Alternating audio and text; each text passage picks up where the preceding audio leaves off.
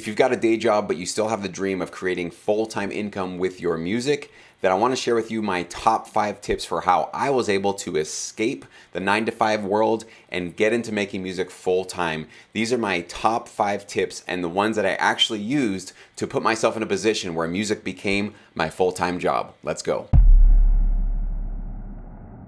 Welcome to Sync My Music. My name is Jesse, and this is a YouTube channel all dedicated for those producers and musicians that want to create full-time income with their music through the avenue of TV, film, sync licensing. This might be something that you've never heard about, maybe you've heard a little bit about. I can guarantee you, if you are new to this side of the business, you probably have some misconceptions about what it means to actually get started in this industry. So I want to invite you actually at the end of this video to join me for an absolutely free course to get you started so you can understand what it's really going to take to get serious about TV, film, sync licensing and what are the benefits of getting started in this industry. And trust me, there are a lot. When I got started about 13 years ago, I had no idea the amazing benefits that could be in store for me in this business, but it is absolutely possible for you to succeed just like I was able to in this industry. So stay tuned to the end. But for right now, let's go ahead and get into my top 5 tips for how to ensure that you can create more music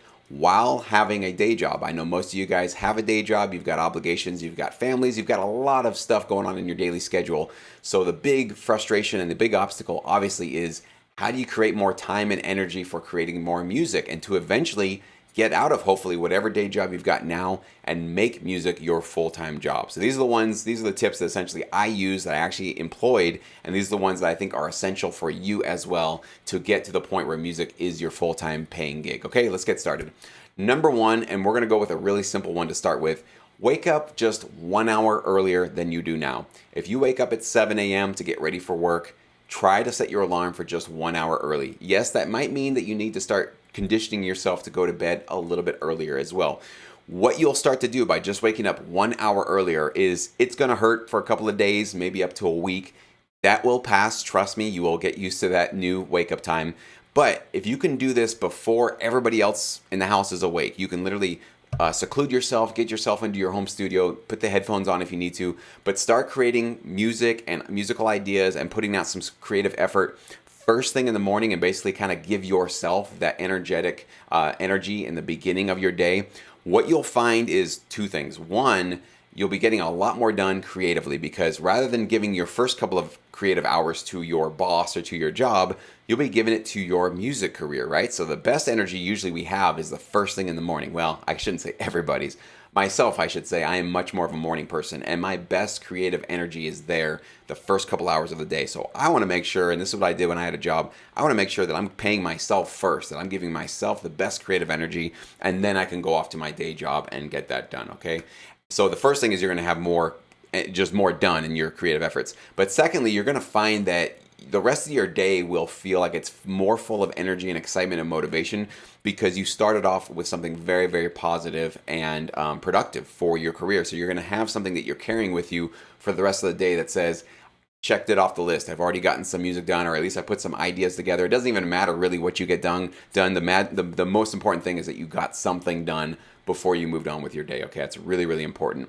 Number 2, this is something I do all the time still up until now, and I did this back when I had a day job, which was record your ideas, your musical ideas, on your breaks, lunch breaks, and during your commute. So literally most of the time I'll just have the recording app on my phone, and if I have a kind of a riff idea, a beat idea, some lyrics, a melody, anything, I sing right into it, pop, I record it, put it away. So as the day goes on, if I have further ideas or I want to develop it later, I can come back to it and record more ideas.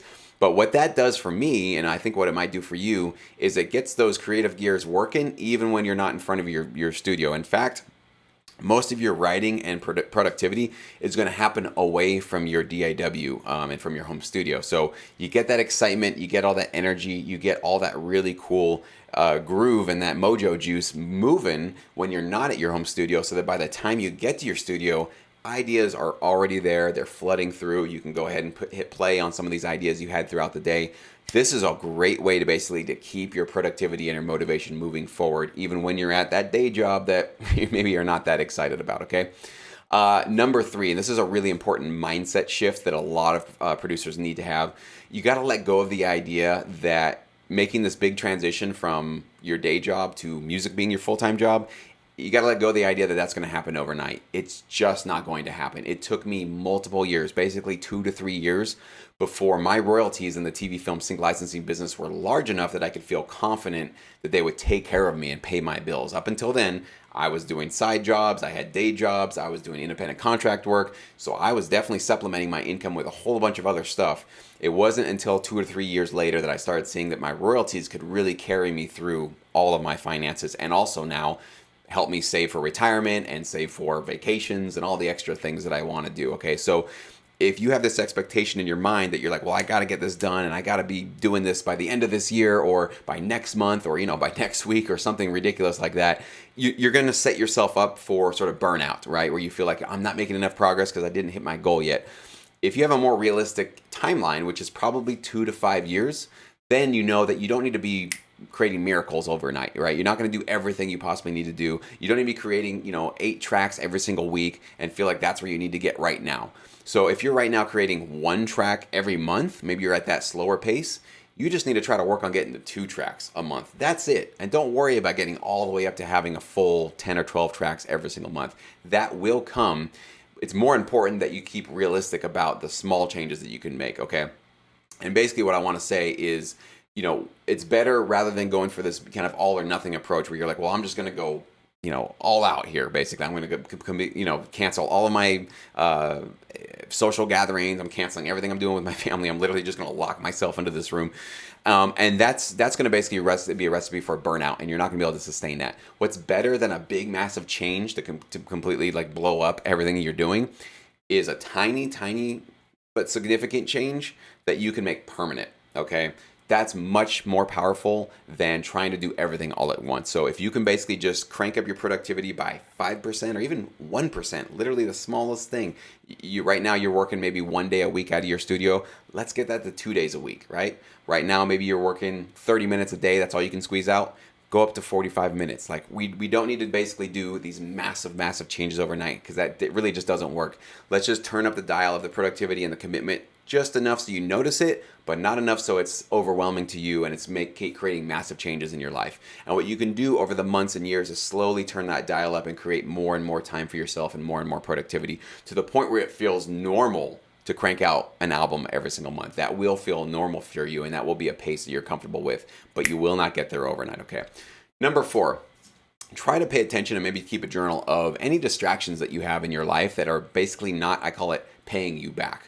So things like this could be watching maybe too much TV, watching too many movies, social media, obviously. There could be some social gatherings, going to a bar, going to hang out with friends, there are definitely places for all of these things. I'm definitely not painting a broad brush and saying you should never watch TV, never social media, never hang out with your friends. No, there is a time and place for all of those. I do all of them myself. But there are definitely, all of those can pull us into things. They can pull us into, sort of like, mindless scrolling, mindless watching, mindless socializing, where we are not getting a payback from it. We're basically just wasting and we're giving a lot of our time and energy to these things. So most producers that I've coached and counseled over the years can always find a couple of things throughout their week that they realize, you know what, I always feel like I need to turn on an hour-long TV show, or I need to watch a movie to unwind, and I need this and I need that. And then they start experimenting with different ways to try to unwind, or maybe just going and doing a 20-minute walk around their neighborhood, or maybe doing a little bit of a workout or something like that, where something like that, it takes less time and it also pays them back because now they feel more energized afterwards. So it's a really good unwinding experience, but it also pays them back with energy later. So if you're watching TV, you're social media scrolling, you're going and hanging out with people in your life where afterwards you feel more drained, more depressed, less motivated, just as lethargic or more lethargic than you were before you started it, keep an eye on that stuff, because there probably is something that we can all, myself included, cut out of our life to get more productivity in our studios, okay? And last, but this is definitely the most important one, okay? I probably should have led with this one, but this is so important. I couldn't have done it. I couldn't have done music full-time without this one, so you definitely need to take this seriously. You need to ask help from your family, your roommates, your friends, your coworkers, anybody that is intimately tied into your life and into your career. You need to ask them for support, okay? So if you've got a wife, you've got kids, you've got obligations, If you think that you're going to be able to do all this just on the side without them really knowing about it, and you're going to just constantly close that studio door, close your door, shut them out, put on your headphones, and just don't include them on your journey here, it will never, trust me, it will not work out for you. It will never work out. You need the support of your loved ones. You need the support of the people that you live with. You need everybody that is intimately tied into your life and into your daily schedule to at least be aware and hopefully be supportive of what you're trying to do. So take the time, sit them down, talk to them. Why are you spending all this time in your studio? Why do you think this is important? What is the end goal of all this? How is this going to make you more fulfilled in life, and then ultimately make the entire family or your roommates or your job or whatever it is? How is it going to benefit everybody? So don't just shove it in people's faces and say, well, this is what I'm doing, and you better support me or not. Empathize with them. They might be a little bit concerned for the time, the effort, the energy that it's taking for you to do that. These are really important conversations, and we cannot do any of this stuff alone. I couldn't do what I'm doing without the support of my family, my friends, my old bandmates, my old friends, everybody that has been in any sort of meaningful relationship with me throughout my entire sync license journey. They've all been supportive, right? And if there was somebody that was a little bit, I don't know, those were people I would kind of need to get a little bit of distance from. Not that I would just throw them out and be done with them, but I would know that hanging around with a kind of a naysaying, not supportive attitude will only bring me down, okay? The only way that I can make use of that is basically to try to want to prove them wrong, which is a great energy you can certainly pull from people who are doing that. So you've got to talk to people, you got to have conversations, and you have to have people in your corner in your life. So, so important, all right? With that said, if you are definitely interested in sync licensing and you think this might be a good fit for you, and you at least want to learn what I did, I'm going to show you my entire step-by-step process for how I got started in this business, what my strategy has been from the very start, and how I basically maintained that exact same strategy up until today, and how it's created full-time income for myself, and how it can do exactly the same thing for you. You need to click on the link in the description box below. It'll get you started with my free sync starter course. So this is going to give you the entire overview, all of the secrets, all the insights to how to succeed and how to start getting actually paid with your music by getting your tracks featured and placed in TV shows, movies, commercials, video games, radio stations, anything that can possibly earn you income. I know many of you guys have been struggling. You've been putting your music out on social media. You're wondering why nothing's working. You're not getting the income. You're not getting the followers maybe that you want. Very frustrating. The music business sucks in many ways. That's why TV film sync licensing is better, because it's not even in the music business. We actually step out of the music business and we go into the TV film world, where clients have money and they want to pay you and they expect to pay you. So it's amazing. It's a beautiful industry to be a part of. I encourage you to get started, at least look around, get educated about whether or not this is something you want to dedicate a little bit more of your time to. So with that being said, I appreciate you guys watching this. If you like this video, please leave that like on the thumbs up button. I would really, really appreciate it. And of course, subscribe if you feel that this is kind of information that would really boost up your motivation and your success in your music career. If you want to learn more about sync licensing, this is the #1 channel you do not want to miss out on, and you definitely don't want to miss out on my new videos that I release. So hope to see you in the comments section below, and we'll see you guys soon.